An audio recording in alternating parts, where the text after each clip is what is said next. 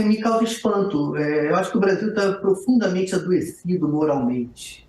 Porque nós estamos falando aqui há 10 minutos de uma pessoa chamada Sérgio Moro, e ele está sendo tratado aqui como se fosse uma pessoa que merecesse todo o nosso respeito, uma pessoa muito digna, muito correta, enquanto que ele é uma pessoa que tramou junto a um acusador para colocar uma pessoa na cadeia. E apenas porque nossa democracia é juridicamente muito imperfeita, ele logrou virar senador da República.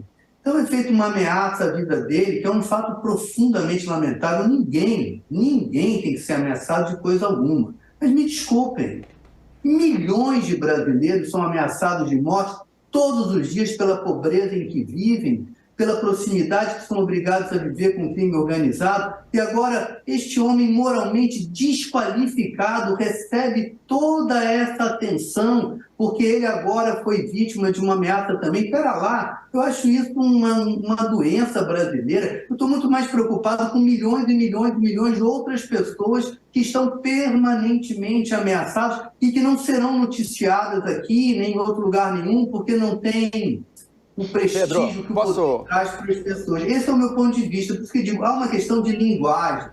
O fascismo brasileiro, ele exerce o domínio sobre as consciências do povo ao controlar os discursos. Então, quando eu fiz um comentário a respeito do nosso próprio programa, daquilo que nós estamos fazendo aqui, é um convite a vocês, que são profissionais disso, eu não sou, que reflitam sobre esta prática, onde simula-se algo que é muito semelhante a um diálogo, mas que, na verdade, é uma sucessão de monólogos. E eu me explico. O diálogo pressupõe um sincero interesse no pensamento do outro. Se nenhum de nós aqui temos um sincero interesse no pensamento do outro, nós vamos apenas ouvir, esperar a nossa vez de falar e então confirmarmos aquilo que sempre achamos, porque não estamos nos deixando modificar em momento algum pelo pensamento do outro. E não é só apenas, amigos, este programa. Eu vim a este programa porque queria viver a experiência de estar dentro destes programas que são pretensos debates, e que, na minha opinião, me desculpem, não são debates, são monólogos que empobrecem, mais uma vez, a mobilidade do pensamento.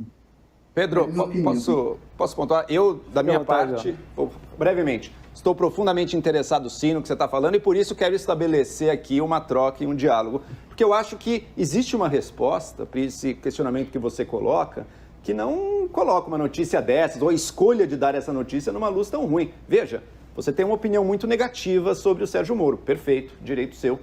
Outras pessoas têm opiniões diferentes. Tem pessoas que têm opiniões as mais profundamente negativas sobre o Lula, também direito delas, outras têm visões diferentes.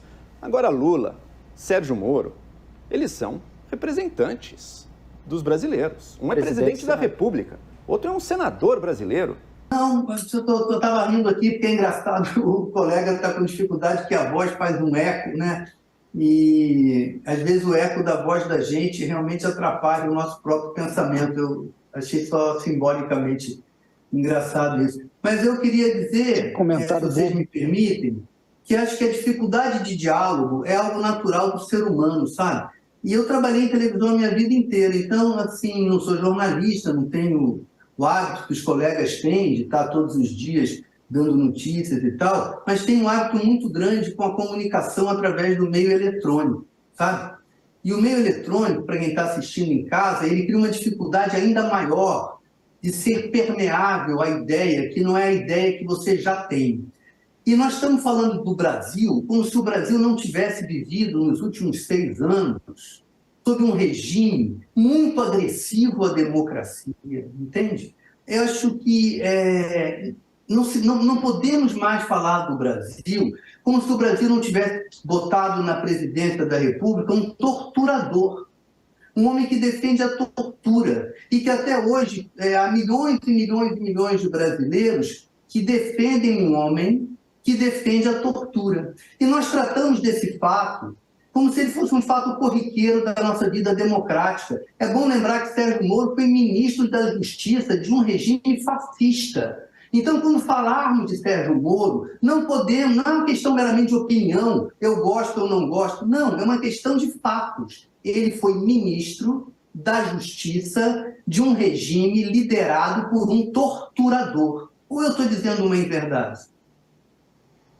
Que Jair Bolsonaro que ele era um torturador, literalmente, acho que não, Pedro. Ele era um apoiador da tortura, ele deu diversas declarações nesse sentido, mas acho que não consta que ele tenha torturado ninguém pessoalmente. Eu vou lembrar o momento em que ele torturou uma pessoa pessoalmente. Quando ele fez o voto dele a favor da abertura do processo do impeachment de Dilma, ele fez um elogio ao torturador dela, na presença dela. Pois bem, me desculpem, elogiar o torturador, no caso um torturador condenado, na presença da vítima torturada, é reincidir no ato de tortura. Ele fez isso publicamente. Esse é um ato de tortura. E outra coisa, defender a tortura é também um ato de tortura.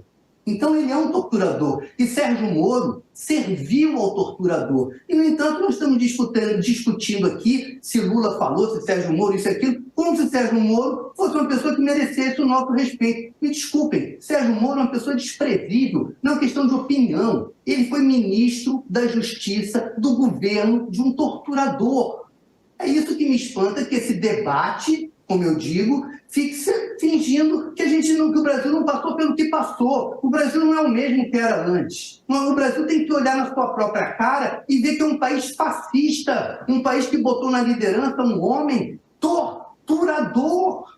Nós não podemos estar fingindo que isso não aconteceu, que é uma questão de opinião, que é uma questão de gosto. Ah, você gosta de Sérgio Moro, eu não gosto de Sérgio Moro. Não é, eu não gosto nem tanto assim de Lula. É que o Bolsonaro... Não é disso que se trata. É outra história, amigos. O Jair Bolsonaro era presidente da República, eleito por um segmento da população brasileira.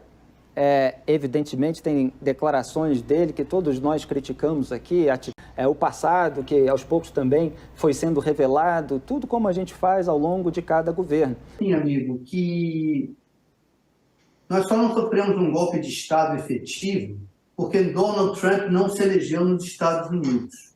Eu acho que se o Trump tivesse se reeleito, muito provavelmente ele apoiaria um golpe de Estado no Brasil, e o grupo desse Jair Bolsonaro e as pessoas em torno dele, eles não têm nenhuma timidez em dar um golpe de Estado aqui no Brasil.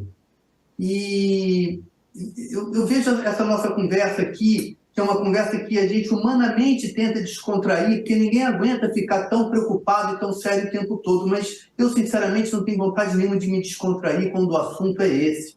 Eu acho que o fascismo brasileiro, ele mobilizou o pensamento. Há 44% disso aí, matar o pesquisa, de pessoas que temem que o Brasil vire um país comunista, o que é um delírio absoluto, né? E, na minha visão, uma das coisas que fez o pensamento ficar imobilizado é a ausência de uma sincera dialética no jornalismo, entende? Por isso que eu insisto nesse ponto. Nenhum capitalista que investe na venda de informação paga para ouvir o que não quer.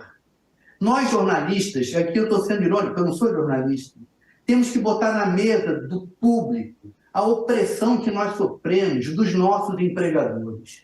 Nós não temos total liberdade. Eu vou falar de mim. Na TV Globo, quando eu trabalhei, eu habitei a interseção ideológica possível entre eu e os interesses da TV Globo. Mas eu não sou jornalista. A minha matéria-prima não são fatos, são invenções. Talvez seja mais fácil para mim dialogar com os interesses do vendedor do meu trabalho do que para vocês, jornalistas. E eu pergunto a vocês, vocês são pessoas livres? Vocês, quando vão trabalhar, vocês sentem alguma pressão do interesse do capitalista que emprega vocês?